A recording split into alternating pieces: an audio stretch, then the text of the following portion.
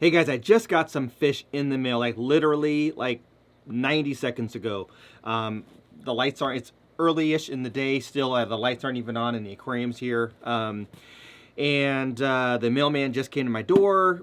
I saw him walking up, so I ran down, grabbed the box, said hello real quick, and came in here. Just threw the camera up. I already had it down here, but didn't know the fish were going to get here this early.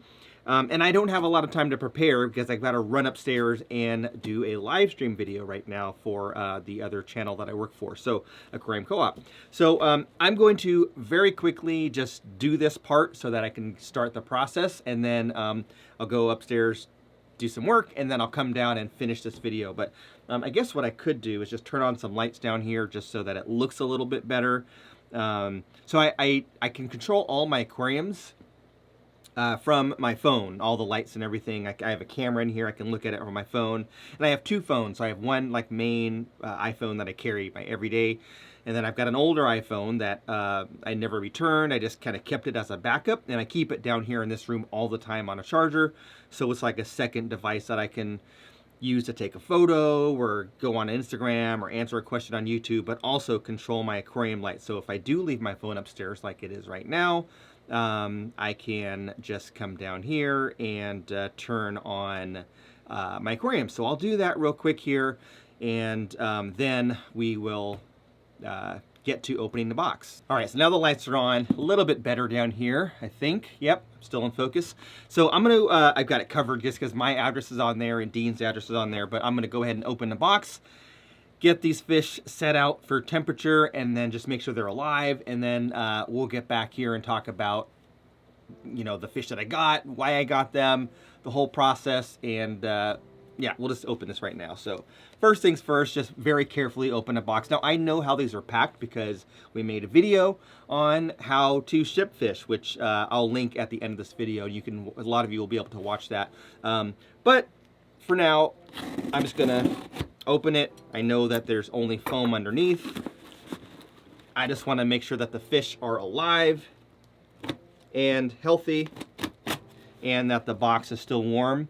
These were packed using the Aquarium Co-op 72-hour heat packs, which I will link down below.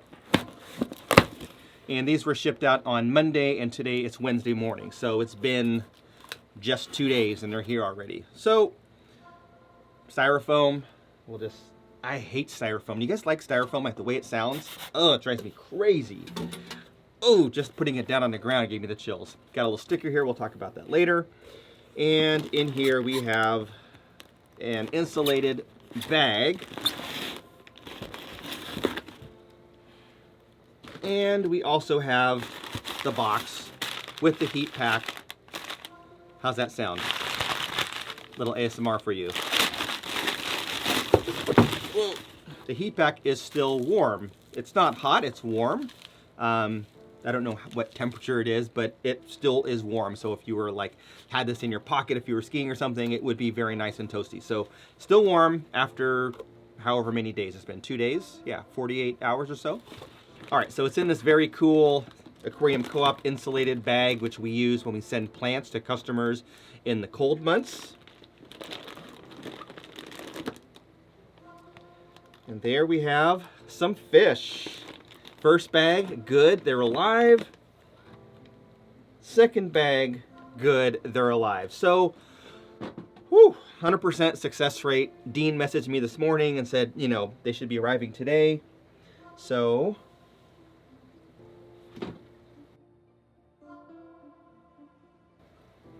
they look good. I'm just checking for like any signs of trauma, making sure that, you know, none are getting beat up or anything like that in there. There's nothing, there's no signs of burning or anything. So they all look really good. The temperature of the water, I don't know actually. I could, I guess, stick a thermometer in there, but it feels like fine, like maybe 70-ish, right around there. It is like very cold in Washington, but it's, you know, relatively mild here in California. But all the fish look fine. So what I'm going to do is I'm just going to leave them in here in this room for a little bit of time. They'll temperature acclimate. So a lot of times when you get new fish, you'll want to float the bag in the aquarium to make sure that the temperature of the bag water matches the temperature of the aquarium water, so that when you put them in, there's no shock as far as temperature to the fish, which can be very detrimental to the fish health. But in this case, we don't use heaters. We just heat this entire room. So this room is always about 78 degrees. It's a little bit cooler right now. It's about 76 degrees, but now that all the lights are on, it will warm up to about 78 degrees or so. So usually in the wintertime, it drops down to about 76 at the coldest time, like in the middle of the night or early morning. And then it gets back up to about 78, 79. So I'm just gonna let them sit in here. I'll cover them with a towel so they're not like shocked that, you know, it's so bright all of a sudden they were in this box. So I'm just gonna let it sit here, let them temperature acclimate, and then we'll come back in a little bit of time, and then I will put them into the quarantine tank that I've got set up, ready to go. All right, so I'm back down here. It's been maybe an hour and a half or so, a little bit longer than I intended, but it's been, usually you wanna wait, you know, a good 45 minutes or so to ensure that the temperature is matched between the fish in the water and the fish in the aquarium. So a little bit about these fish. These are called, and let me get this correct. I know that they are a Turkana jewel cichlid. They come from East Africa, and these actually came from Lawrence Kent. If you don't know who Lawrence Kent is, he's a very well-known person in the aquarium hobby. He does a lot of talks on traveling around the world, collecting fish from different parts of the world, and he goes to Africa and other parts of the world and brings fish home. So these are some fish that he had brought home and bred. And Dean Tweeddale from Master Breeder Dean, he actually got some from Lawrence and raised up some fry and sent me some. So the proper name is Hemichromis exul, which is the scientific name, Hemichromis being the jewel cichlid family. So I have the 5-star generals, which are Hemichromis. There are some other Hemichromis in there. So I am very excited. I think he sent me 10. There's 5 there, and it looks, it's kind of hard to see, but it looks like there's 4 or 5 in this bag. So yeah, we've got about 10 or so jewel cichlids. I think he did a pretty good job of sending me males and females, but we won't be certain until they grow up a little bit larger. But there is some dimorphism as far as color is concerned, so you can see that. And when you do receive fish from, you know, an online seller, or if you order fish from somebody, or a friend of yours sends fish, one thing that's there's a couple things that's very important. One, you want to make sure that they send them properly. And if you want to watch that video on how to ship fish, I'll put a link at the end of this video. That is a member-only video, so I'll link that at the bottom, and I'll also put it down below and talk a little bit about the membership on how to view that. But obviously you want to have them shipped properly, packaged properly. I talked about the heat pack and everything, the way they were packed when I got them.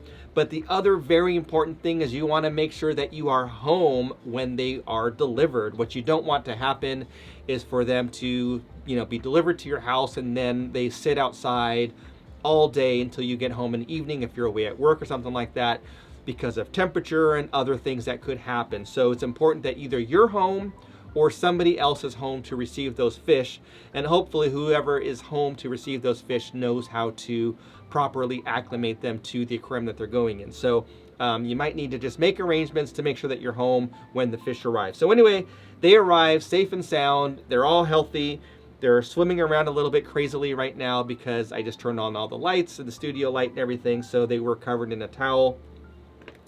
There is some polyfill in there. Polyfill is a product that you can use to help remove, waste in the water, and to help kind of keep the water a little bit cleaner during the travel process. So I'm going to go ahead and take these out of the bag and put them in an aquarium. Now, one thing for me is I don't need to drip acclimate these.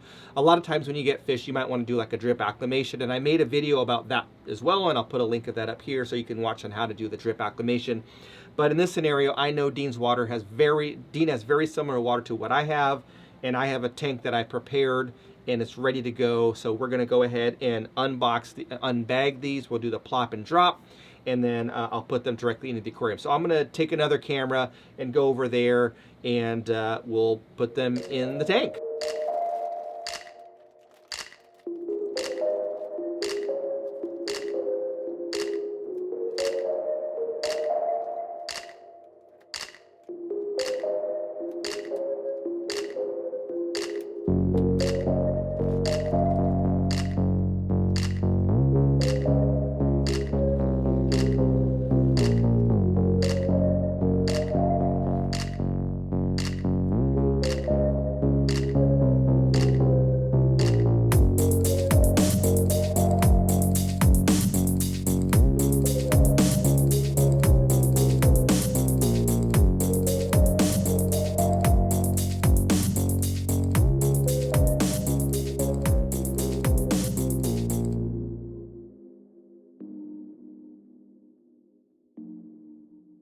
Okay, so they're all in the aquarium. It's a 20-gallon quarantine tank that I have set up that I use for like growing fish out or any quarantine process really.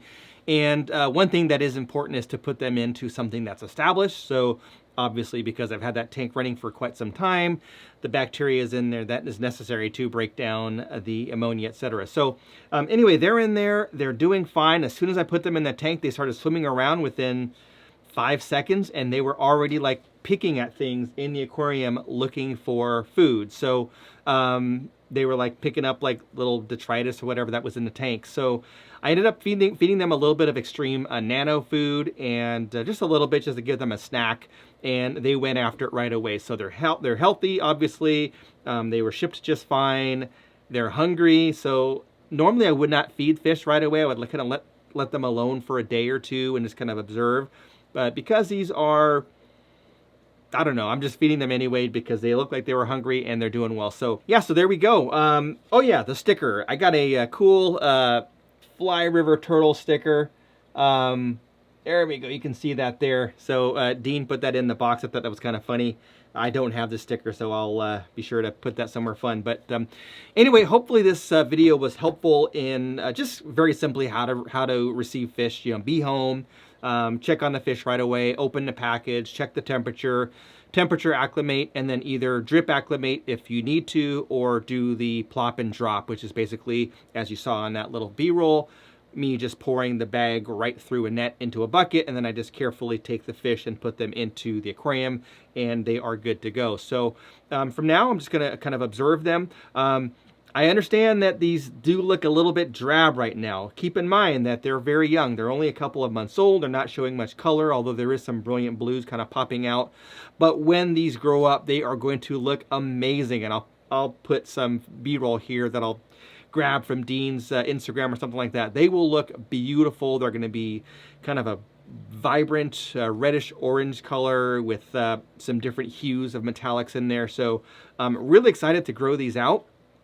Long term, don't know how many I'm going to keep. Obviously, I want to have a pair or so that I can, you know, further on the line, and then maybe I'll end up giving some away or something like that for the extras that I have. So as far as what tank they're going to be in long term, I haven't 100% decided.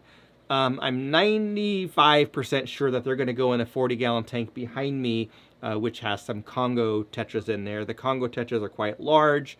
And so I'm hoping if I put them in at a juvenile state that they can cohabitate just fine. So anyway, for now, they're going to be in a quarantine tank for a couple weeks just to kind of get them fat, observe, make sure they're okay, and then we'll move them to the other tank, and I'll be sure to share that with you guys then. So anyway, if you've made it this far, I do appreciate it. Thanks for watching this video. If you have not done so already, please do me a big favor, big favor. Give this video a like, because that really does help my channel. And additionally, if you have not done so already, and if you like these kind of videos or other videos that you've seen me do in the past, please do consider subscribing. I know a lot of people watch my videos.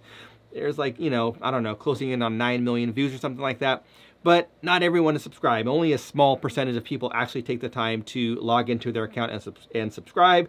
So if you are a regular and like to watch my videos, then please do subscribe. It is very much appreciated. That's all it for now. Thanks for watching. Oh yeah, don't forget, I'll put that other video down below and over there at the end of this video. So if you are a member of that Aquarium Co-op channel, you can check out that video. That's all it for now. Thanks for watching. We'll catch you on the next one.